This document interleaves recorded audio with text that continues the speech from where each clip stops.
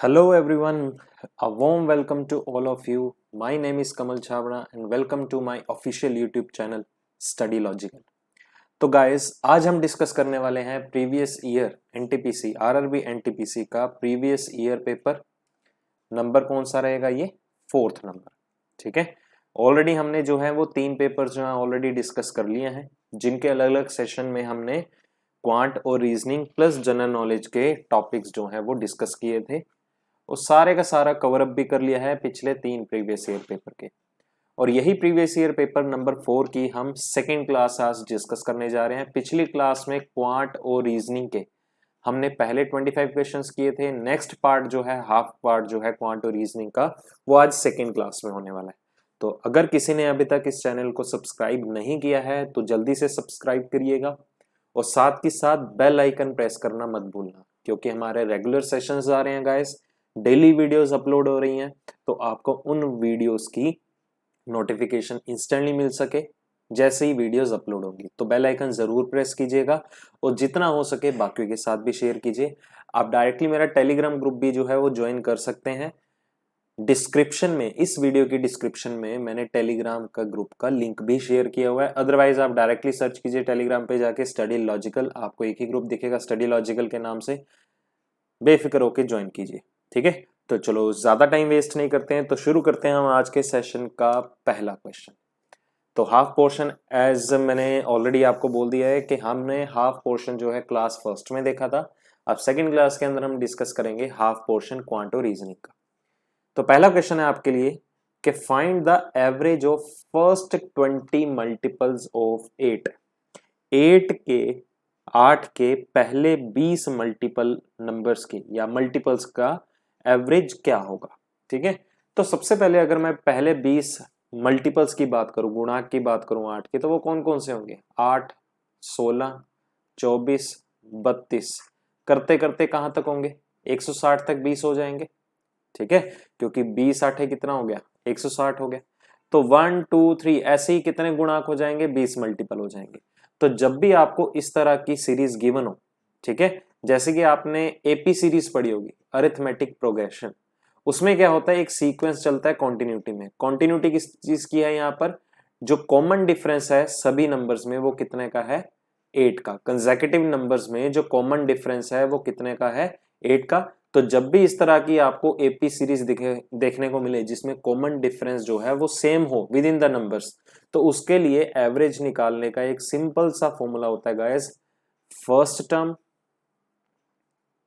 Plus last term divided by 2। ये simple सा rule है। जब भी आपको इस तरह की arithmetic progression AP series given हो जिसमें एक कॉमन डिफरेंस मेंटेन हो रहा हो, तो ऐसी सीक्वेंस का एवरेज निकालने का एक सिंपल सा रूल है कि पहली term plus last term divided by 2।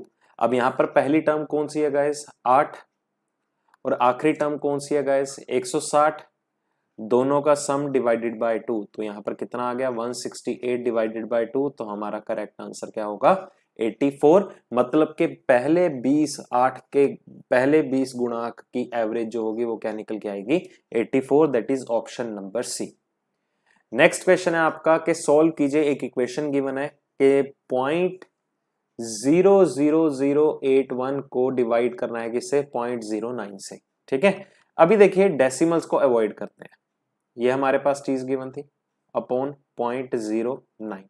अभी डेसिमल्स को इग्नोर करते हैं, सिंपली क्या आएगा? 81/9, दैट इज 9 तो पक्का आएगा ही आएगा, बट 9 के बाद कितने डेसिमल्स के बाद 9 आएगा वो मैटर करेगा। अब ध्यान दीजिए इस चीज का, यहां पर हमारे पास कितने प्लेसेस हैं डेसिमल के बाद? 1 2 3 4 5, और इस वाले डिनोमिनेटर में कितने डेसिमल के बाद कितने डिजिट्स आ रहे हैं? 2 डिजिट आ रहे हैं। तो यहां पर डेसिमल के बाद 5 हैं, इधर 2 हैं, तो 2 डिजिट्स के साथ 2 प्लेसेस के साथ 2 प्लेसेस यहां पर कैंसिल आउट हो जाएंगे, तो कितने रिमेनिंग प्लेसेस रहेंगे? 3। तो 9 जो है डेसिमल के 3 प्लेसेस के बाद बैठेगा, मतलब इसके बाद 2 जीरोस और अवेलेबल होनी चाहिए। तो हमारा करेक्ट आंसर क्या होगा? Option number B, that is 0.009। तो आपको बस डेसिमल्स का ध्यान रखना है, इक्वल नंबर ऑफ डिजिट्स जो हैं डेसिमल के बाद अवेलेबल होने चाहिए। ठीक है, अदरवाइज नहीं है तो कैंसल आउट भी कर सकते हैं। चलिए next question is a man is 26 years older than his son. एक आदमी जो है अपने बेटे से कितना साल बड़ा है? 26 साल बड़ा है, ठीक है। After 3 years his age will be 3 times of his son. होगा क्या कि 3 साल के बाद जो उस मैन की एज होगी वो उसके बेटे का कितना हो जाएगी? 3 गुना हो जाएगी। तो आपको बताना है find the present age of father. चलिए तो हम एज्यूम कर देते हैं let the age of son या सन्स एज, कुछ भी कह सकते हैं आप, कितनी है? x years. Let us suppose अगर सन की एज x ईयर्स है तो मैन की एज क्या हो जाएगी? मैन की एज क्या हो जाएगी? वो उससे कितने साल बड़ा है? 26 साल बड़ा है, तो उसकी एज कितनी होगी? x plus 26 years. ये चीज क्लियर हो गई? क्लियर। चलिए तब होगा क्या? 3 साल के बाद मैन जो है वो अपने बेटे का 3 गुना बन जाएगा, ठीक है। अब देखो 3 साल के बाद क्या होगा? 3 साल के बाद सन अगर x है तो 3 साल के बाद कितना हो जाएगा? x प्लस 3 हो जाएगा। इसी तरह मैन अगर अभी x प्लस 26 है तो 3 साल के बाद ये कितना हो जाएगा? x प्लस 26 प्लस 3, 3 साल इसके ही बढ़ेंगे, मतलब इसकी एज हो जाएगी 29। तो इक्वेशन के अकॉर्डिंगली क्या बोला गया है कि 3 साल के बाद क्या हुआ? तो 3 साल के बाद जो मैन की एज है मतलब x प्लस 29 जो है वो बेटे की एज का 3 गुना है, मतलब बेटे की एज 3 साल बाद क्या है? x प्लस 3, वो इसका क्या है? 3 गुना है। सिंपल इक्वेशन बन गई। आगे सॉल्व कर लेते हैं। x plus 29 is equal to 3x plus 9। तो यहां से आगे सॉल्व करें तो 2x इज इक्वल टू कितना बना? 20, और हमारे पास यहाँ पर x की वैल्यू कितनी आ गई? 10। अगर x की वैल्यू 10 है तो हमें फाइंड आउट क्या करना है? Present age of father. Father की प्रेजेंट एज बतानी है। तो अगर प्रेजेंट एज की बात करें तो प्रेजेंट एज में फादर जो है अपने बेटे से, प्रेजेंट एज की बात करें मैन की, तो वो अपने बेटे से कितने साल बड़ा है? 26 साल। तो x प्लस 26, तो x की वैल्यू यहां पर हमारे पास कितनी है? 10। 26 ज्यादा है मैन की एज, तो उसकी आयु कितनी हो जाएगी? एज कितनी हो जाएगी? 36 ईयर्स। तो ये हमारा करेक्ट आंसर हुआ। बढ़ते हैं अगले क्वेश्चन की तरफ। Find the symbols which completes the equation from the given options. मतलब कि आपको एक इक्वेशन गिवन है, ध्यान से देखिए। अब इस इक्वेशन की जगह या इस इक्वेशन के अंदर थ्रू ऑप्शन ऐसे कौन सा साइंस या सिंबल्स का कॉम्बिनेशन उठाएं सभी नंबर्स के इन बिटवीन कि आपकी जो इक्वेशन है वो क्या बन जाए? करेक्ट बन जाए, ठीक है। मतलब लेफ्ट हैंड साइड जो है वो किसके इक्विवेलेंट आ जाए? Right hand side. तो अगर आपको याद हो हमने पिछले सेशन में भी इस टाइप का क्वेश्चन डिस्कस किया था और मैंने आपको अप्रोच भी बताई थी कि जब भी ऐसा क्वेश्चन स्टार्ट करना है गाइस, हमेशा ऑप्शंस के थ्रू तो करना ही पड़ेगा, बट लास्ट ऑप्शंस को पहले प्रायोरिटी दो। हम ये वाला सॉल्व करके देखते हैं, ये नहीं होगा तो ये सॉल्व करके देखेंगे, क्योंकि देखो ऑप्शंस तो देखने पड़ेंगे, इसका कोई शॉर्टकट नहीं है। हाँ, बाकी मैटर करती हैं चीजें कि आपका नंबर्स के ऊपर कितना होल्ड बना हुआ है, आप इन्हें डायरेक्टली भी कर सकते हो, ठीक है। जैसे कि अगर मैं लास्ट वाला ऑप्शन पिक करता हूं, हिट एंड ट्रायल है, अगर ये ना हुआ तो कोई और ऑप्शन देखेंगे, ठीक है। तो पहले आना चाहिए मल्टीप्लाई, जो हमने सीक्वेंस पिक किया डी ऑप्शन का, और माइनस। चलो बोर्ड मास रूल अप्लाई करते हैं, तो पहले मल्टीप्लाई होगा 25 इंटू 5 कितना हो गया? 125 प्लस 17 माइनस 9 हो गया। आगे इसे सॉल्व करते हैं तो 125 प्लस 17 कितना हो गया? 142 माइनस 9, तो 142 माइनस 9 कितना हो गया? 133।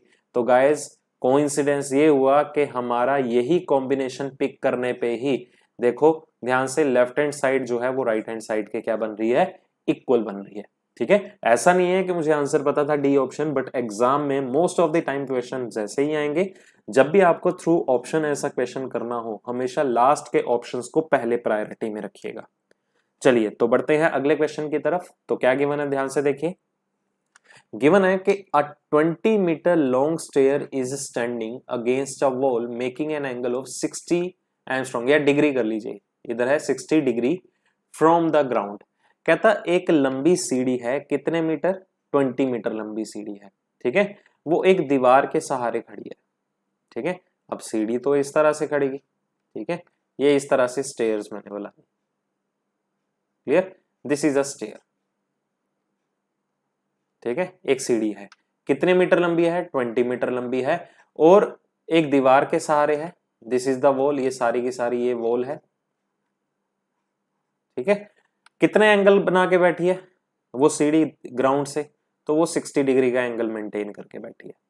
हमें क्या फाइंड आउट करना है, find the distance between the foot of the stair and the wall.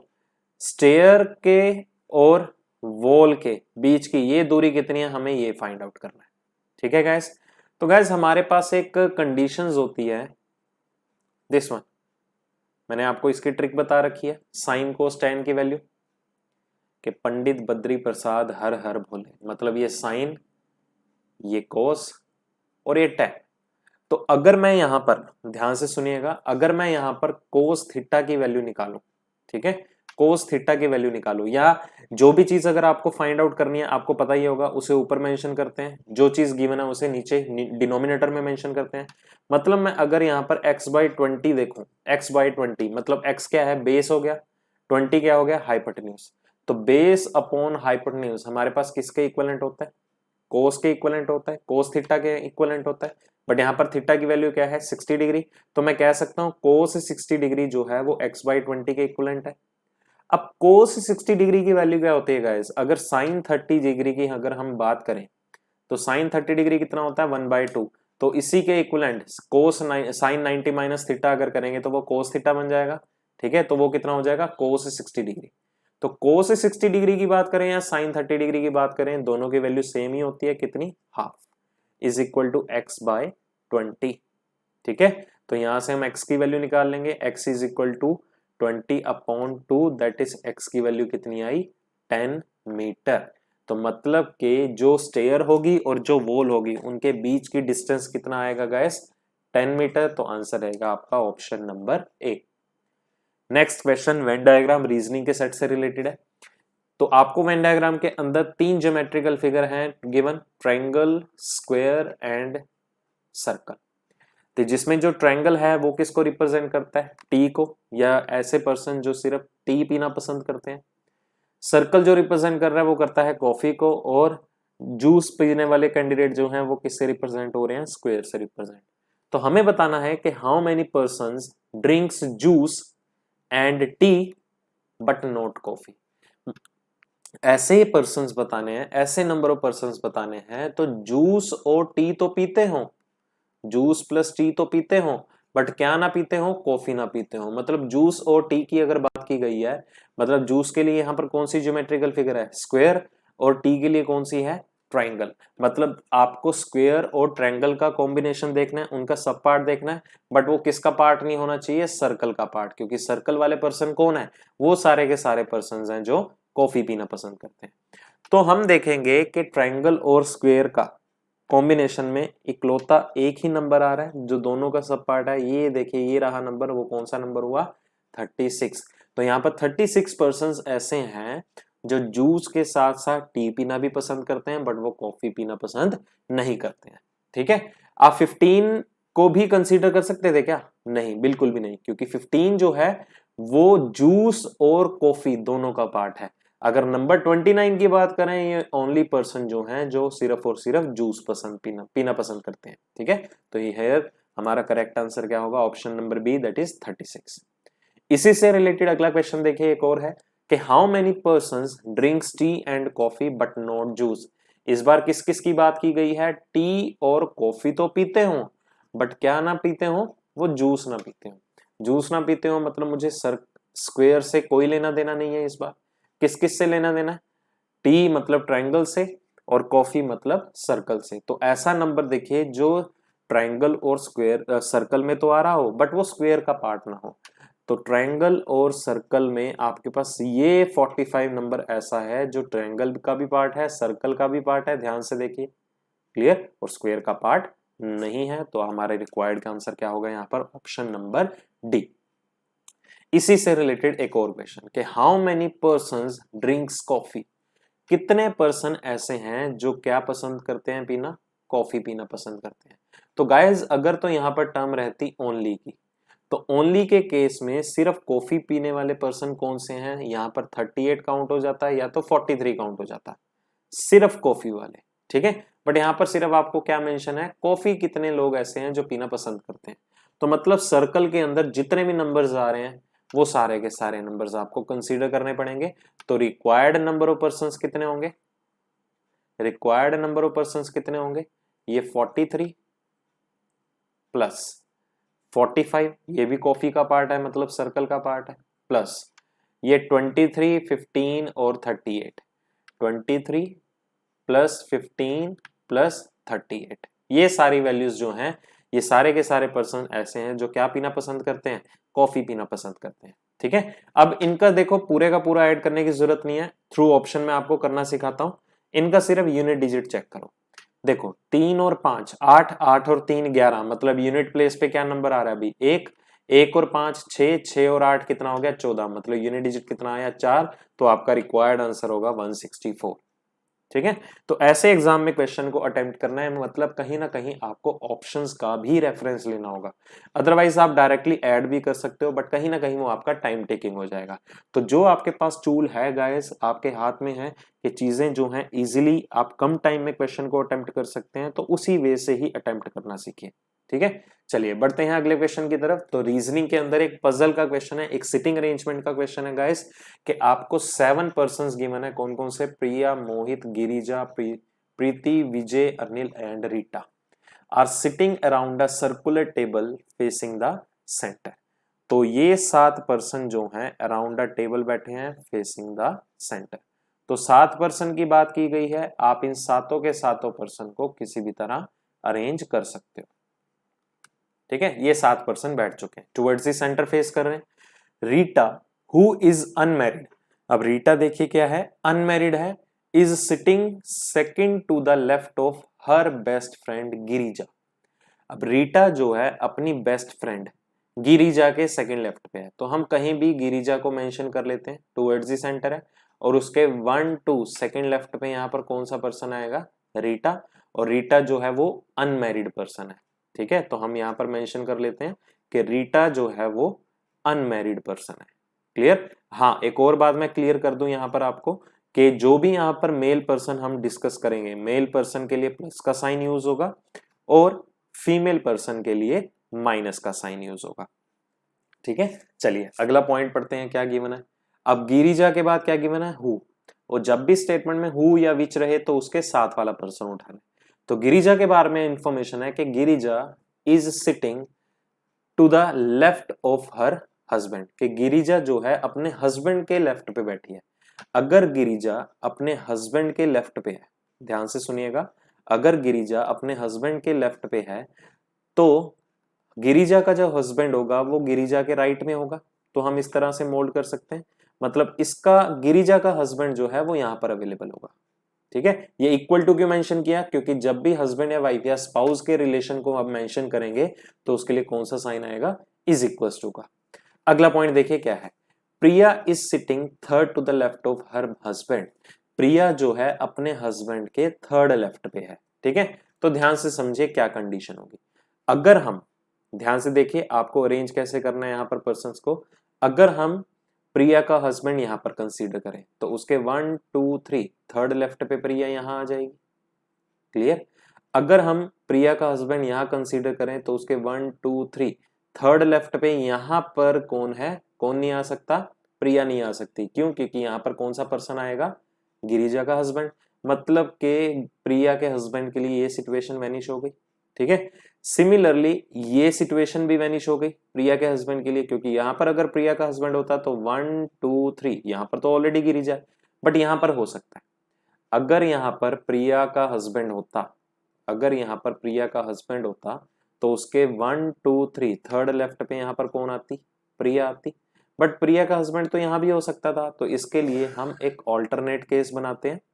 ध्यान से समझिएगा, यहां पर कौन आई, गिरिजा, और यहां पर कौन है, गिरिजा का हस्बैंड, और सेकंड लेफ्ट पे गिरिजा के कौन बैठी है, रीटा। तो अगर हम यहाँ पर प्रिया का हस्बैंड लेते हैं तो उसके 1 2 3 थर्ड लेफ्ट पे यहाँ पर कौन आ जाएगी, प्रिया आ जाएगी। ठीक है, आई होप सभी को क्लियर हो रहा होगा point. Mohit is sitting between his wife Preeti and Vijay. Mohit जो है वो प्रीति और विजय के इन बिटवीन आ रहा है। ठीक है, अच्छा तो हमें प्रिया के हस्बैंड का नेम भी गिवन था, प्रिया के हस्बैंड का नाम क्या था, विजय, तो यहाँ पर विजय आ गया, यहाँ पर भी विजय कंसीडर कर लेते हैं। ठीक है, तो ध्यान से देखिए, यहाँ पर बोला गया है मोहित जो है वो किस किस के बीच में बैठा है, अपनी वाइफ प्रीति और विजय के बीच में। तो विजय अगर यहाँ पर है, ध्यान से सुनिए, यहाँ पर अगर विजय है तो विजय और प्रीति के इन बिटवीन कौन आ रहा है, मोहित। तो प्रीति हमें यहाँ पर अरेंज करवानी होगी, तो ही उन दोनों के इन बिटवीन यहाँ पर कौन आ पाएगा, मोहित। और ये दोनों हस्बैंड वाइफ हो गए, ठीक है। सिमिलरली अगर विजय यहाँ पर है गाइस, तो उसका एडजेसेंट साथ में बैठा पर्सन कौन होना चाहिए, मोहित। तो ना तो मोहित आप यहाँ अरेंज कर सकते हो, ना ही यहाँ अरेंज कर सकते हो, मतलब ये हमारा रिक्वायर्ड आंसर आया। तो जो पेंडिंग सीट पे है वहां पर कौन सा पर्सन आएगा, जो रिमेनिंग पर्सन है दैट इज अनिल। तो ये हमारी फाइनल अरेंजमेंट बनी गाइस। तो यहाँ पर देखते हैं अपने क्वेश्चन के आंसर हमारे क्या क्या होने वाले हैं। चलिए, तो पहला क्वेश्चन देखिए क्या है। In which of the following option first person is no sitting adjacent right of the second person. तो आपको थ्रू ऑप्शन में से बताना है निम्न में से ऐसा कौन सा ऑप्शन है जिसमें जो पहला पर्सन होगा वो दूसरे पर्सन के बिल्कुल राइट पे तत्काल दाईं ओर नहीं होगा, ठीक है। जैसे कि मैं पहला ऑप्शन पिक करता हूं, फर्स्ट पर्सन कौन है, मोहित, दूसरा पर्सन कौन है, विजय। तो मोहित जो है वो विजय के इमीडिएट राइट पे नहीं होना चाहिए, बट ध्यान से देखिए मोहित तो विजय के इमीडिएट राइट में अवेलेबल है। हमें ऐसा ऑप्शन देखना है जिसमें ना आ रहा हो, मतलब हमारा पहला ऑप्शन गलत। फिर से देखिए, दूसरे पर्सन के इमीडिएट राइट में पहला पर्सन नहीं होना चाहिए, मतलब गिरिजा के इमीडिएट राइट में अनिल नहीं होना चाहिए, ये तो बिल्कुल आ रहा है। देखो गिरिजा के इमीडिएट राइट में बिल्कुल देखो अनिल बैठा हुआ है, मतलब ये ऑप्शन भी एलिमिनेट। विजय के राइट में रीटा नहीं होनी चाहिए, तो ध्यान से देखो विजय और रीटा देखो कितने दूर दूर है, मतलब यहां पर विजय के राइट में इमीडिएट पहला पर्सन रीटा नहीं है। तो हमें यही फाइंड आउट करना था, इसलिए हमारा आंसर क्या हुआ, ऑप्शन नंबर सी। इसी से रिलेटेड अगला क्वेश्चन देखिए, विच of the following is true regarding the position of Anil. Anil की पोजीशन से रिलेटेड क्या ट्रू है, ठीक है।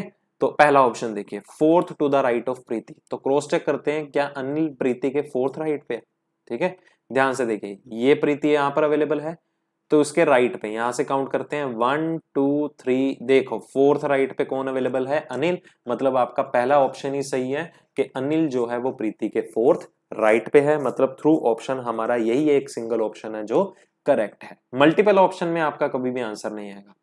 विच of the following is true. तो हम एक बार गाइस यहाँ पर ये सारी की सारी अरेंजमेंट बना लेते हैं, ठीक है, ताकि आपको क्वेश्चन समझने में दिक्कत ना हो, क्योंकि यहाँ पर सारे के सारे क्वेश्चन जो हैं वो थ्रू ऑप्शंस होने वाले हैं, ठीक है। तो ध्यान से देखिए, जो सारी की सारी इंफॉर्मेशन थी मैं एक बार फिर से यहाँ पर लिख देता हूँ। ये गिरिजा, यहाँ पर था उसका हस्बैंड अनिल, और यहाँ पर कौन आ रहा था, विजय।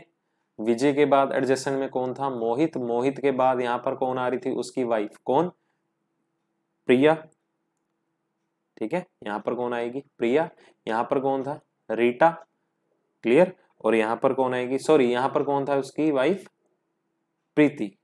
यहाँ पर प्रीति है गाइस, जस्ट अ सेकेंड मैं इरेज कर दूं ताकि चीजें समझने में ज्यादा दिक्कत ना हो, ठीक है। बस अपना कंफर्ट लेवल देख के चलिएगा गाइस, बाकी कोई भी अगर आपको प्रॉब्लम आती है टीचिंग पॉइंट ऑफ व्यू से तो प्लीज मुझे मेंशन करिएगा। चलिए, ये अरेंजमेंट थी, तो आपको बताना था which of the following is true, निम्न में से कौन सा सत्य है। पहला, Girija is sitting third to the left of Vijay, कि गिरिजा जो है वो विजय के थर्ड लेफ्ट पे है। ध्यान से देखिए, क्या विजय के थर्ड लेफ्ट पे है, नहीं, विजय के वो सेकंड लेफ्ट पे है, मतलब पहला ऑप्शन हमारा गलत हो गया। दूसरा देखिए, Priya is sitting to the adjacent right of Rita. Priya जो है रीटा के तत्काल दाईं ओर बैठी है, तो देखो ध्यान से, रीटा के तत्काल दाईं ओर कौन अवेलेबल है, प्रिया, मतलब हमारा दूसरा ऑप्शन जो है वो करेक्ट आंसर हुआ। अगला क्वेश्चन अगेन मैथमेटिकल ऑपरेशन का पार्ट है, इसे हम फिक्टिशियस सिंबल भी बोलते हैं गाइस, ठीक है। तो यहाँ पर आपको कुछ साइन कन्वर्जन्स गिवन है, तो उसमें आपको बताना है कि फाइंड द वैल्यू ऑफ, आपको एक इक्वेशन गिवन है 15 divided by 7 multiply by 12 plus 7। इस इक्वेशन को सॉल्व करना है, हमें बताना है इसका करेक्ट आंसर क्या होगा। तो यहाँ पर देखिए, डिवाइड का मतलब क्या है, मल्टीप्लाई, तो इसे रिप्लेस कर दिया, और मल्टीप्लाई का मतलब यहाँ पर आपको क्या गिवन है, प्लस, तो 7 प्लस 12 हो गया, और प्लस का साइन क्या गिवन है आपको, माइनस, माइनस 7 हो गया। अब फिर से हम यहाँ पर बोर्ड मास रूल अप्लाई करेंगे अपना, तो बोर्ड मास रूल के अकॉर्डिंगली पहले क्या होना चाहिए, डिवीजन, बट यहाँ पर डिवीजन का सिंबल नहीं आ रहा, फिर मल्टीप्लाई होना चाहिए। तो जब हम मल्टीप्लाई को सॉल्व करेंगे 15 इंटू 7, 15 7 कितना हुआ गाइस, 105 प्लस 12 माइनस 7। रेस्ट आपकी चॉइस है, एडिशन कीजिए पहले, सब्ट्रैक्शन कीजिए, डजंट मैटर। तो 117 माइनस 7, तो फाइनल आंसर कितना आया, 110। जो कि आपका ऑप्शन नंबर ए में अवेलेबल है। 38, फाइंड द मीडियन ऑफ, आपको मीडियन फाइंड आउट करना है। एक आपको सीरीज का सेट अवेलेबल है, तो इसे कैसे सॉल्व करेंगे? सबसे पहला आपका टास्क क्या होना चाहिए, जितने भी आपके पास नंबर्स अवेलेबल हैं, जितने भी नंबर्स अवेलेबल हैं सभी को बढ़ते क्रम की तरफ अरेंज करते हैं। तो सबसे छोटा नंबर क्या हुआ? 11, असेंडिंग ऑर्डर में अरेंज करते हैं। 11 के बाद कौन सा नंबर आएगा गाइस? 23, 23 के बाद कौन आएगा? 25, उसके बाद कौन आ जाएगा? 26, 26 के बाद कौन आ जाएगा? 29, 29 के बाद कौन आ जाएगा? 31, 31 के बाद कौन आ जाएगा? 39। ठीक है, तो यहां पर देखिए ओड नंबर ऑफ टर्म्स है, नंबर ऑफ टर्म्स देखिए विषम है, ओड है, तो यहां से डायरेक्टली आप पकड़ सकते हैं कि मीडियन क्या होता है? जो सेंटर्ड वैल्यू होती है। Otherwise odd number of terms के केस में मीडियन निकालने का एक फॉर्मूला भी होता है, मीडियन निकालने का एक फॉर्मूला भी होता है, तो वो क्या होगी? n+1/2th term. ठीक है, ये डायरेक्टली फॉर्मूला होता है जब ओड नंबर ऑफ टर्म्स हो। ठीक है, तो n क्या है? Number of terms. यहां पर कितनी है? 7+1 डिवाइडेड बाई 2, तो कितना आ जाएगा? 8 divided by 2, that is fourth term जो होगी वो हमारी मीडियन की वैल्यू होगी। तो फोर्थ टर्म देखिए क्या है? 1 2 3, तो 26 इज अवर रिक्वायर्ड आंसर। ठीक है, अदरवाइज जो भी सेंटर्ड वैल्यू होगी वो आपकी मीडियन की वैल्यू होगी, but condition odd number of terms होनी चाहिए। इवन के केस में हमने क्वेश्चन डिस्कस किया था पेपर 3 के अंदर, वहां से आप गो थ्रू कर सकते हैं सारे का सारा केस। चलिए जी, बहुत ही बढ़िया क्वेश्चन आ गया अब आपके सामने। कहता A and B complete works together in 40 days, कि ए और बी जो एक साथ हैं वो सारे के सारे काम को कितने दिनों में खत्म करते हैं? 40 दिन के अंदर। Their efficiency is in the ratio 8:5, और उनकी जो काम करने की एफिशिएंसी है वो क्या है? 8:5, मतलब ए की एफिशिएंसी जो है वो बी से ज्यादा है। क्लियर? तो हम एज्यूम कर लेते हैं, लेट अस एज्यूम ए की एफिशिएंसी कितनी है? 8x, और बी की एफिशिएंसी कितनी है? 5x। मुझे नहीं पता दोनों कितने कितने दिनों में काम करते हैं, बट जैसे ही दोनों ने इकट्ठे मिलके काम किया तो वो कितने दिन में खत्म हो चुका था? 40 दिन में। तो मैंने एज्यूम कर लिया ए की एफिशिएंसी है 8x और बी की एफिशिएंसी कितनी है? 5x। ठीक है, तो टोटल वर्क कैसे फाइंड आउट करते हैं हम?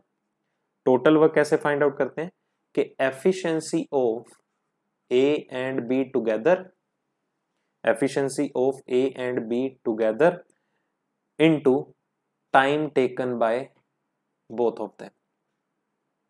टोटल वर्क, टोटल काम कैसे निकालेंगे? दोनों की एफिशिएंसी मल्टीप्लाई बाय जितना उन्होंने टाइम लिया। अब दोनों की एफिशिएंसी कितनी है? 8x plus 3x 5x। ठीक है, इनटू कितने टाइम में काम खत्म कर दिया था? 40 दिन के अंदर। यहां से कितना आ जाएगा? 13x इंटू 40, तो कितना आ गया? 540x। तो ये टोटल काम था सारे का सारा, बट हमें क्या निकालना था? A alone can complete the work in how many days. अब ए के बारे में इंफॉर्मेशन है कि ए जो है वो अकेला कितने दिन में काम को कंप्लीट कर लेगा। ठीक है, अब ये तो दोनों का काम हुआ, तो अगर आपको ए का काम निकालना है तो 540 टोटल वर्क अपॉन ए की एफिशिएंसी। ठीक है, तो इससे जब हम डिवाइड करेंगे तो इससे डिवाइड करने के बाद देखिए हमारा आंसर क्या आ जाएगा। सॉरी गाइज, यहाँ पर 13 इंटू 4 जो है वो 520 रहेगा। ठीक है, माई मिस्टेक, यहाँ पर क्या रहेगा? 520। तो जब आप इसे डिवाइड करेंगे 8 के टेबल पे तो कितना आ जाएगा? I think 65। तो 65 डेज के अंदर जो है ए जो है उस काम को सारे का सारा कंप्लीट करेगा। तो हमारा आंसर क्या हुआ? A option. बहुत ही इजी लेवल का क्वेश्चन है गाइस, इस लेवल के क्वेश्चन के आने के पूरे चांसेस हैं, क्योंकि इस लेवल का क्वेश्चन हमने पेपर 3 में भी डिस्कस किया था। ठीक है, चलिए अगला क्वेश्चन देखिए। A shopkeeper marks the price of ₹60 on an item. एक दुकानदार ने क्या किया? एक किसी चीज का जो आइटम है, मार्क प्राइस है, वो क्या मार्क किया उसने? 160 रुपीज। ठीक है, तो इसका मार्क प्राइस कितना हो गया guys? 160 rupees. Clear? 160। After giving 10% discount he earns a profit of 20%। अब हुआ क्या? इसके ऊपर उसने क्या किया? डिस्काउंट दे दिया। ठीक है, डिस्काउंट दे दिया। कितना डिस्काउंट दे दिया? 10%। 10% का डिस्काउंट दिया, मतलब 160 की तो उसका मार्क प्राइस था, इसका 10% कितना हो गया, 160 अगर 100% है तो इसका 10% 16 हो गया। तो जब डिस्काउंट दे दिया जाएगा तो उसका जो सेलिंग प्राइस होगा, क्योंकि उसने क्या किया, 10% का डिस्काउंट दिया, तो मतलब उसने वो चीज जो है 10% के डिस्काउंट में, मतलब 144 रुपीज की बेची। इतना सभी को क्लियर हुआ? ठीक है। तो after giving 10% discount he earns a profit of 20%। अब 10% डिस्काउंट में भी उसको क्या हुआ, कितने का प्रॉफिट हुआ, 20% का प्रॉफिट हुआ। ठीक है। तो ध्यान से देखिए, हमें यहां पर निकालना था कि इसका कॉस्ट प्राइस क्या होगा। ठीक है। तो हमारे पास कॉस्ट प्राइस और सेलिंग प्राइस से रिलेटेड एक रिलेशन होता है गाइस, कि 100 प्लस प्रॉफिट परसेंट, ठीक है, इनटू कॉस्ट प्राइस किसके इक्विवेलेंट होता है, सेलिंग प्राइस की। ये हमारे पास डायरेक्टली होता है रूल। ठीक है। अगर लॉस की बात होती तो यहां पर 100 माइनस लॉस परसेंट हो जाता। अब प्रॉफिट की बात हो रही है तो यहां पर क्या होगा, उसे लाभ हुआ तो 100 प्लस प्रॉफिट परसेंट। कितने परसेंट का प्रॉफिट हुआ उसे, 20% का प्रॉफिट हुआ। तो मतलब प्रॉफिट परसेंट आपको गिवन है 100 प्लस 20% इंटू कॉस्ट प्राइस हमें निकालना है, इज इक्वल टू कितने का बेचा उसने, 144 का बेचा, 144 का बेचा गाइस। ठीक है। तो कॉस्ट प्राइस की वैल्यू यहां से निकाल लेते हैं, 144 अपॉन ये कितना हो गया, 120 मल्टीप्लाई बाय 100 हो गया। इतना क्लियर हो गया। तो हमें यहाँ पर क्या निकालना है, इसका कॉस्ट प्राइस निकालना है। तो 0 से 0 कैंसिल हो गई, 12 को 12 से मल्टीप्लाई करेंगे 144, तो मतलब उस चीज का कॉस्ट प्राइस कितना था, 120 रुपीज था, जिसमें उसने मार्क प्राइस क्या किया था, 160, और 10% डिस्काउंट देने के बाद उसको कितना प्रॉफिट हुआ, 20% का। ठीक है। तो काउंट कर लीजिए, 120 अगर कॉस्ट प्राइस है, अगर 120 कॉस्ट प्राइस है तो इसका 20% कितना होगा, 10% अगर 12 है, 10% अगर 12 है तो 20% कितना हो गया, 24 हो गया। तो 120 का तो उसका कॉस्ट प्राइस था, 24 रुपए प्रॉफिट हो गया, मतलब टोटल उसने किस में बेचा, 144। देखो ये क्रॉस चेक करने का तरीका है जस्ट, बस अपने आप पे कॉन्फिडेंट रहिएगा कि आपका वन गो में ही एग्जैक्ट आंसर आना चाहिए। चलिए जी अगले क्वेश्चन की तरफ बढ़ते हैं। P travels with a speed of 50 kilometre in first hour and 70 kilometre in next 2 hours, find his average speed. कि पी जो है पहले 1 घंटे में कितना जर्नी ट्रेवल करता है, 50 किलोमीटर पर आवर, और अगले 2 घंटों में कितना जर्नी ट्रेवल करता है, 72 किलोमीटर पर आवर। तो हमें बताना है उसकी एवरेज स्पीड क्या होगी। तो सबसे पहले तो हम निकालते हैं कि उसने जो पहली डिस्टेंस ट्रेवल की, ठीक है, डिस्टेंस जो ट्रेवल की 50 kilometre per hour in first hour, 1 घंटे में। ठीक है। तो उसके ये डिस्टेंस हो गई, 50 किलोमीटर ट्रेवल किया 1 घंटे के अंदर। और दूसरी डिस्टेंस की बात करें, क्योंकि हमारे पास देखो स्पीड का फॉर्मूला क्या होता है, डिस्टेंस अपॉन टाइम। तो यहां पर हम डिस्टेंस निकालें, मतलब स्पीड इनटू टाइम हो जाएगा। इसी तरह दूसरी बार उसने डिस्टेंस कितना कवर किया, 70 इंटू 2, मतलब कि उसने 140 किलोमीटर का डिस्टेंस ट्रेवल किया। समझ में आ रहा होगा सभी को? ठीक है। तो पहली बार उसने कितना ट्रेवल किया, 50 किलोमीटर। दूसरे अगले 2 घंटों में उसने कितना ट्रेवल किया, 140 किलोमीटर। ठीक है। अगले 2 घंटों में उसने 70 किलोमीटर पर आवर से ट्रेवल किया, मतलब 2 घंटों के अंदर उसने कितना ट्रेवल कर लिया, 140 किलोमीटर ट्रेवल कर लिया। अब यहां पर एवरेज स्पीड कितना आएगा, एवरेज स्पीड, तो उसका फॉर्मूला क्या होगा, total distance covered, total distance covered upon total time taken, total time taken. ठीक है। तो टोटल कितना डिस्टेंस कवर किया उसने, 50 पहले 1 घंटे में, 140 अगले 2 घंटों में, और कितना टाइम लगा उसे, 3 घंटों का टाइम लगा। तो कितना आ गया, 190/3। जब आप इसे डिवाइड करने बैठेंगे तो यहाँ पर देखिए आंसर कितना आएगा, 3 से काट देते हैं, 3.33 किलोमीटर पर आवर जो है आपका required option, option number B. बहुत ही इजी लेवल के क्वेश्चन आ रखे थे गाइस, इजीली आप बहुत आसानी से ज्यादा स्कोर जो है वो खींच सकते हो, सिर्फ और सिर्फ क्वांट और रीजनिंग के क्वेश्चन से ही। ठीक है। चलिए बढ़ते हैं अगले क्वेश्चन की तरफ। सिलॉजिज्म का question, some boys are girls, कुछ बॉयज जो हैं वो किसका पार्ट है, गर्ल्स का पार्ट है। And all girls are singer, कुछ गर्ल्स किसका पार्ट है, सिंगर का। तो कंक्लूजन देखिए, पहले कंक्लूजन में हमें क्या गिवन है, सम सिंगर्स आर गर्ल्स। क्या कुछ सिंगर्स गर्ल्स हैं? जी बिल्कुल हैं, क्योंकि जब सारी की सारी गर्ल्स देखो सिंगर बन के बैठी हैं तो सिंगर का कहीं ना कहीं पार्ट जो है वो गर्ल्स के इन बिटवीन भी आ रहा है। तो सम सिंगर्स आर गर्ल्स जो है वो डेफिनेट ट्रू है। पहला कंक्लूजन जो है वो निश्चित रूप से सत्य है, फॉलो करता है। सम सिंगर्स आर बॉयज, अब ध्यान से देखिए, अगर मैं इस वाले पोर्शन की बात करूं, ये पोर्शन बॉयज का क्या बन के बैठे हैं, गर्ल्स, और सारे का सारा गर्ल्स जो है वो क्या बन के बैठा है, सिंगर्स बन के बैठा है। ये सारे का सारा पोर्शन, अगर गर्ल्स सिंगर बने तो गर्ल्स में जो पोर्शन बॉयज का था वो भी सिंगर का पार्ट बनेगा। तो ये शेडेड रीजन ऐसा है सिंगर का जो क्या बन के बैठे हैं, बॉयज, और यही पोर्शन बॉयज का ऐसा है जो क्या बन के बैठे हैं, सिंगर। और कुछ सिंगर बॉयज का पार्ट है, तो वो भी कंक्लूजन आपका क्या हुआ, डेफिनेट ट्रू विजिबल हो रहा है। इसलिए आपका आंसर क्या रहेगा, बोथ 1 एंड 2 फॉलो, क्योंकि दोनों ही निश्चित रूप से सत्य आ रहे हैं। अगला question, cost price of 90 tables are equal to the selling price of 60 table. कहता 90 टेबल का जो कोस्ट प्राइस है वो 60 टेबल के सेलिंग प्राइस के इक्वल है। ठीक है, ध्यान से समझिए, 90 टेबल का जो कोस्ट प्राइस था, मुझे नहीं पता उनका एक का कोस्ट प्राइस कितना था, ठीक है, 90 टेबल का जो कोस्ट प्राइस था वो 60 टेबल के सेलिंग प्राइस के इक्वल था। ठीक है, जहां मतलब उसने 90 टेबल खरीदे किसी वैल्यू के अंदर, ठीक है, तो उसी वैल्यू के हिसाब से उसने 60 बेचे, मतलब उसे 30 टेबल का तो प्रॉफिट हो गया ना। तो यहां पर हमें क्या निकालना है, फाइंड द प्रॉफिट परसेंट। यहां हमें सिर्फ निकालना है कि प्रॉफिट परसेंट कितना है, लाभ कितना प्रतिशत हुआ।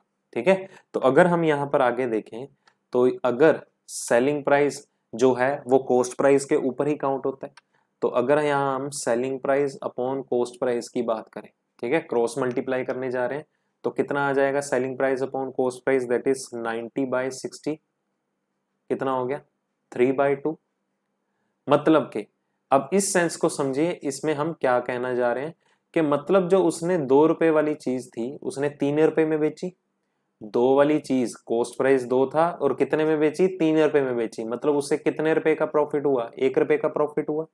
तो 1 का प्रॉफिट हुआ, कितनों के ऊपर हुआ, 2 के ऊपर हुआ, बस निकाल लीजिए परसेंटेज, यहाँ पर कितने परसेंट का प्रॉफिट हो रहा है उसको, 50% का ओवरऑल ट्रांजैक्शन में प्रॉफिट हुआ। तो ये रिक्वायर्ड आंसर है गाइस, बहुत ही इजी लेवल का क्वेश्चन है, फुल ऑन चांसेस है इस टाइप के क्वेश्चन के आने के भी।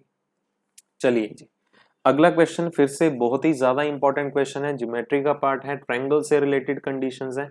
चलिए तो देखते हैं यहाँ पर आपको क्या गिवन है। ठीक है, चलिए पढ़ते हैं क्वेश्चन में क्या गिवन है डाटा, कि आपको गिवन हो गया if triangle A B C and D E F are similar triangles. अगर ए बी सी, मैं इस तरह से मेंशन कर देता हूं कि ट्रायंगल ए बी सी और ट्रायंगल कौन सा कह रहे हैं, ट्रायंगल डी ई एफ, ये दोनों के दोनों क्या है, सिमिलर है, समान है।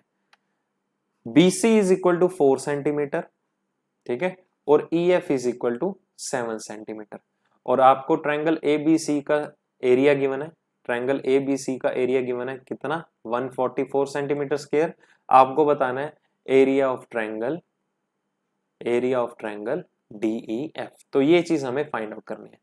तो जब भी गाइस दो ट्रायंगल्स आपस में सिमिलर हो तो इसके लिए क्या आइडेंटिटी फॉलो होती है कि area of triangle A B C upon property use कर रहे हैं हम, area of triangle D E F.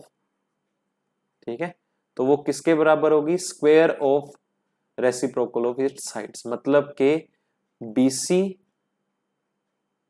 Upon EF का होल स्क्वायर, ये इसके इक्विवेलेंट होगी। अब एरिया ऑफ ट्रायंगल ABC का, तो ट्रायंगल का एरिया क्षेत्रफल गिवन है कितना, 144 अपॉन, मैं इसको सपोज x की वैल्यू ले लेता हूं। ठीक है, इसे x काउंट कर लेते हैं कि एरिया ऑफ ट्रायंगल DEF जो है वो x के इक्विवेलेंट है, अपॉन x बराबर BC की वैल्यू कितनी है 4 और EF की कितनी है 7, तो 4/7 का होल स्क्वायर हो गया। इतना समझ में आ रहा होगा सभी को। तो यहां से अगर हम देखें तो x किसके बराबर हो जाएगा, 49 इंटू 144 डिवाइडेड बाई 16। आप इसे डायरेक्टली भी कर सकते हैं। ठीक है, डायरेक्टली मतलब यहां पर पहले 16 अपॉन 49 किया, फिर उसके बाद हमने क्या कर दिया, क्रॉस मल्टीप्लाई कर दिया, तो मैंने ये वैल्यूज डायरेक्टली लिखी है। तो 16 इंटू 9 कितना हो गया 144, ठीक है। तो 49 इंटू 9 निकालना है, तो 49 इंटू पहले 10 निकाल दो, 490 हो जाता, बट हमें तो 9 से मल्टीप्लाई करना था, तो 49 कम कर दीजिए, तो यहाँ पर आंसर कितना आ जाएगा 441 सेंटीमीटर स्क्वायर, जो कि आपका आंसर क्या है option number C. Option number C is your correct answer, ठीक है। आई होप सभी को क्लियर होगा। तो गाइस ये फॉर्मूला और प्रॉपर्टी बेस्ड हैं सारे के सारे क्वेश्चन जितने भी हमने किए, ठीक है। रेयर क्वेश्चन होंगे जिसमें आपकी ट्रिक्स भी काम आएंगी, but most of the time क्या है आपको सारे के सारे फॉर्मूले जरूर याद करके जाने हैं। फॉर्मूले से रिलेटेड पक्का आपको कहीं ना कहीं क्वेश्चन देखने को मिलेगा। चलिए जी अगला क्वेश्चन देखिए, अगर ये वैल्यू गिवन है x, मुझे नहीं पता यहाँ पर क्या डिजिट है 393, अगर ये सारे का सारा नंबर 11 से डिविजिबल है, विभाजित होता है, then find the smallest natural number to be replaced by x। ऐसी वैल्यू बतानी है जो x को रिप्लेस कर दे। तो गाइस ध्यान से समझिएगा, हमारे पास x का या कोई भी नंबर का जो 11 से डिवाइड हो, तो 11 का डिविजिबिलिटी रूल क्या होता है 11 का डिविजिबिलिटी रूल क्या होता है वो समझ लेते हैं। तो 11 का डिविजिबिलिटी रूल क्या होता है कि जो उसके, सपोज मैं कहता हूं ये कोई नंबर है ABCD, लेट अस सपोज ये नंबर्स जो हैं ये सारे के सारे एक 4 डिजिट नंबर है, ये 11 से एग्जैक्ट डिवाइड होता है। तो कैसे पता चलेगा वो एग्जैक्ट डिवाइड होगा, इनके जो ओड नंबर पोजीशन और इवन नंबर पोजीशन पे डिजिट्स बैठे होंगे उनमें जो डिफरेंस हो या तो वो 0 के इक्वल होना चाहिए या वो 11 के मल्टीपल में होना चाहिए। मतलब के B प्लस डी और A प्लस सी में जो डिफरेंस है, B प्लस डी और A और C में जो डिफरेंस है वो किसके बराबर होना चाहिए, या तो 0 के बराबर होना चाहिए या तो 11 के मल्टीपल में होना चाहिए। अगर 0 या 11 में वो डिफरेंस आ रहा है मतलब कि वो नंबर सारे का सारा किससे मल्टीप्लाई डिवाइड होगा, 11 से पक्का विभाजित होगा ही होगा। तो हमें ऐसी नेचुरल संख्या बतानी है जो x को रिप्लेस करने पे वो नंबर सारे का सारा किससे डिवाइड हो जाए, 11 से डिवाइड हो जाए। तो यहाँ पर क्या होना चाहिए, देखो 3 और 3 कितना हो गया 6। अब डिफरेंस अगर मेंटेन करना है तो दूसरा 9 प्लस एक्स भी कितना होना चाहिए 6, नहीं हो सकता क्योंकि 9 तो ऑलरेडी है और नंबर और भी ज्यादा ऐड होगा। मतलब अगर 6 के साथ 6 डिवाइड माइनस नहीं हो रहा तो हमें 11 का गैप मेंटेन करना है। 11 का गैप मेंटेन कैसे होगा, अगर 11 का गैप मेंटेन करना है तो ये वैल्यू 17 होगी और ये 6 होगी, तभी माइनस करने पे 11 आएगा। देखो तो अगर ये 17 होगी तो 9 में ऐसा क्या नंबर ऐड करें कि वैल्यू जो है 17 बन जाए, 9 में 8 ऐड करेंगे। ध्यान से देखें 9 में 8 ऐड करेंगे तो देख लीजिए 8393, 9 और 8 कितना हो गया 17, 3 और 3 क्या हो गया 6, 17 माइनस 6 कितना आ गया हमारे पास आंसर 11। ठीक है, आप इसे डिवाइड भी कर सकते हैं डायरेक्टली। ठीक है, आपका एग्जैक्ट आंसर यहाँ पर जो होगा वो 11 के मल्टीपल में ही होगा। ठीक है, चलिए जी तो बढ़ते हैं अगले क्वेश्चन की तरफ। Question number 46, find the LCM. आपको लीस्ट कॉमन फैक्टर निकालना है, एलसीएम निकालना है 13, 19, 21 और 22 का। अब देखिए गाइस ये सारे के सारे क्या हैं को प्राइम नंबर्स। ठीक है, अब समझते हैं ये को प्राइम नंबर्स क्या होते हैं। ऐसे नंबर्स जिनका जो डिविजिबल हो वो सिर्फ एक ही सिंगल फैक्टर हो, दैट इज 1। जो इनका जो एक ही सिंगल डिविजिबिलिटी फैक्टर हो दैट इज 1, वो सारे के सारे क्या कहते हैं को प्राइम नंबर। तो ये सारे के सारे ही को प्राइम नंबर है, इनका कोई भी मल्टीपल नहीं है कॉमन। ठीक है, तो इस तरह के क्वेश्चन को सॉल्व करने का बस एक ही अप्रोच है, इन सारे के सारे नंबर्स को आपस में मल्टीप्लाई कर दीजिए। सभी को अगर आपस में मल्टीप्लाई करेंगे तो वही वैल्यू जो होगी उसका एलसीएम निकल के आएगा। ठीक है, तो ये एक प्रॉपर्टी है को प्राइम नंबर्स की। जब भी आपको लगे कि कुछ एक कॉम्बिनेशन आपको 3 गिवन है उनका आपको एलसीएम निकालना है को प्राइम नंबर का, तो उन सारे के सारे नंबर्स को आपस में मल्टीप्लाई कर दीजिए।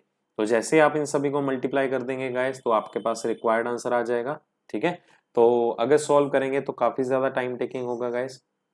डिजिटल सम के रेफरेंस ले सकते हैं, इन दोनों का डिजिटल सम 1 प्लस 3 कितना हो गया 4, इन दोनों का कितना हुआ 10, 1 प्लस 0 कितना हो गया 1 इंटू 2, 1 प्लस कितना हो गया 3, 2 प्लस 4 कितना हो गया 6। ठीक है, आगे देख लीजिए 4 इंटू 3 कितना हो गया 12, 12 इंटू 6 कितना हो गया 72, 72 मतलब 9।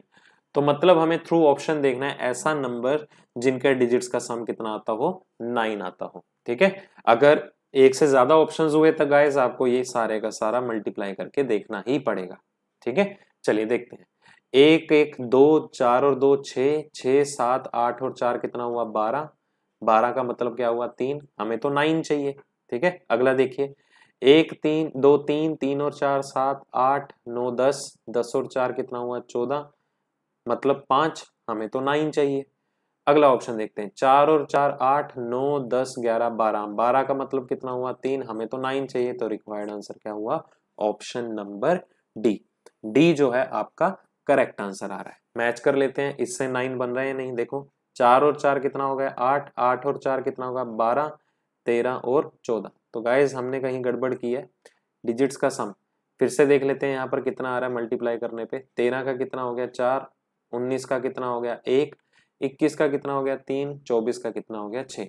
आगे मल्टीप्लाई कर देते हैं। ठीक है, आगे मल्टीप्लाई कर देते हैं, 4 3 12, 12 6 72, 7 और 2 9। तो कहीं ना कहीं मल्टीप्लीकेशन में यहाँ पर ऑप्शंस आपको गलत गिवन है गाइस। ठीक है, यहाँ पर ऑप्शंस आपको में भी गलत गिवन है, तो आपको क्रॉस चेक करना होगा सारे के सारे नंबर्स को आपस में मल्टीप्लाई करने पे। ठीक है, रूल आपको पता चल ही चुका है, तो इसे इजीली आप मल्टीप्लाई कर सकते हो। चलिए जी, बढ़ते हैं अगले क्वेश्चन की तरफ। 47, if 3 numbers are in the ratio, अगर 3 नंबर्स किस रेशो में है 4:5:7 में, और उनका जो टोटल है वो किसके बराबर है 320 के, find the total of the smallest and the largest number. ठीक है, हम एज्यूम करते हैं कि वो सपोज 3 नंबर कौन कौन से हैं 4x 5x और 7x, और उनका जो जोड़ है टोटल है वो किसके बराबर है 320 के बराबर है। तो अगर ये 320 के बराबर है, 4 और 5 9 और 7 16, मतलब 16x किसके बराबर हुआ 320 के, तो यहाँ पर x की वैल्यू कितनी आ गई 20, x की वैल्यू 20 होगी। Then find the total of smallest and largest number. Smallest number क्या है 4x, लार्जेस्ट नंबर क्या है सबसे बड़ा 7x, तो इनका जोड़ हमें बताना होगा कितना होगा। 4x प्लस 7x कितना हो गया 11x, और हमारे पास x की वैल्यू कितनी है 20, तो 11 इंटू 20 कितना हो गया 220। तो 220 जो है हमारा रिक्वायर्ड आंसर है, that is option number B. Next question is, same question हमने पहले भी किया है कि P जो है is twice as efficient as Q, मतलब P जो है उसकी जो एफिशिएंसी है, काम करने की क्षमता है, वो दुगनी है किससे Q से। ठीक है, एफिशिएंसी क्या है 2:1। They work together complete a work in 22 days, दोनों ने इकट्ठे मिलकर कितने दिनों में काम किया 22 दिनों में। तो हमें बताना है क्यू अकेला कितने दिनों में काम को खत्म करेगा। ठीक है, तो हमने क्या एज्यूम किया था, सपोज उनकी एफिशिएंसी क्या है 2x और x। ठीक है, तो टोटल वर्क जो है वो किसके इक्विवेलेंट होगा, एफिशिएंसी दोनों की p प्लस क्यू की efficiency multiply by total time taken, उनको कितना टोटल टाइम लगा। ठीक है, तो दोनों की एफिशिएंसी कितनी होगी 2x प्लस एक्स कितना हो गया 3x, मल्टीप्लाई कितना हो गया 22 दिनों में काम किया, मतलब टोटल काम कितना हुआ 66x, ये टोटल काम हुआ, टोटल वर्क। बट हमें टोटल काम नहीं निकालना, हमें क्या निकालना है क्यू अकेला उस काम को कितने दिन में खत्म करेगा। तो क्यू की एफिशिएंसी क्या है x, तो 60x डिवाइडेड बाय x, तो वो कितने दिन में अकेला काम खत्म करेगा 66 दिन में। अगर यही चीज p का पूछा जाता है, ये q का काम निकला, अगर p का पूछा जाता है तो 60x डिवाइडेड बाय क्या मार्क कर देते हैं हम डिवाइडेड बाय 2x, तो कितने दिनों में काम को खत्म करता है वो 33 दिनों में। ऑब्वियस सी बात है, क्यों, क्योंकि डबल स्पीड के साथ p जो है वो काम कर रहा है as compare to q। Next question जो है, difference between two number is 50 and their ratio is 7:2, find the product of both the numbers. कहता कोई दो नंबर्स हैं, उनके बीच का जो डिफरेंस है वो क्या है 50 है, और दोनों की रेशो जो है वो 7 और 2 है। तो मैं सपोज करता हूं वो दो नंबर्स कौन से हैं, दो रेशो जो उनका गिवन है, लेट द टू नंबर्स, वो दो नंबर्स कौन से हैं 7x और 2x। तो हमें क्या गिवन है, दोनों का डिफरेंस कितना गिवन है 50, तो 7x माइनस 2x 50 के बराबर है, तो 5x इज इक्वल टू 50, तो x की वैल्यू यहाँ पर कितनी आ गई 10। तो अगर x की वैल्यू 10 है तो वो दो नंबर्स कौन कौन से हुए 7 इंटू 10 70 और 50 हो गए, सॉरी 20 हो गए, क्योंकि दूसरा नंबर 2x है। तो हमें क्या निकालना है, find the product of both the numbers. तो दोनों का प्रोडक्ट कितना होगा, प्रोडक्ट मतलब मल्टीप्लाई करना होगा, गुणा 70 इंटू 20, तो कितना आ गया हमारा answer, option number C, that is 1400, 1400 आ गया। अगला क्वेश्चन देखिए, the HCF and LCF of two number is 7 and 252। कहता है किन्हीं भी दो नंबर्स का जो HCF और LCM है, मतलब हाईएस्ट कॉमन फैक्टर और लीस्ट कॉमन फैक्टर जो है वो क्या है, 7 एंड 252 क्रमशः respectively. If the first number is 28 then the second number would be, तो दूसरा नंबर ज्ञात करना आपको क्या होगा। तो फर्स्ट जब हमने प्रीवियस ईयर पेपर डिस्कस किया तो मैंने आपको उसमें रूल बताया था कि किन्हीं भी दो नंबर्स का अगर आपको HCF और LCM गिवन है, ठीक है, तो वो किसके बराबर होगा, HCF इंटू LCM जो है वो किसके बराबर होगा, product of both of the two numbers, product of two numbers के बराबर होगा, ठीक है, या reverse product of two numbers किसके इक्वल होगा, उनके HCF और LCM के मल्टीप्लाई करने पे निकल के आएगा। HCF कितना है हमारे पास 7, LCM कितना गिवन है 252।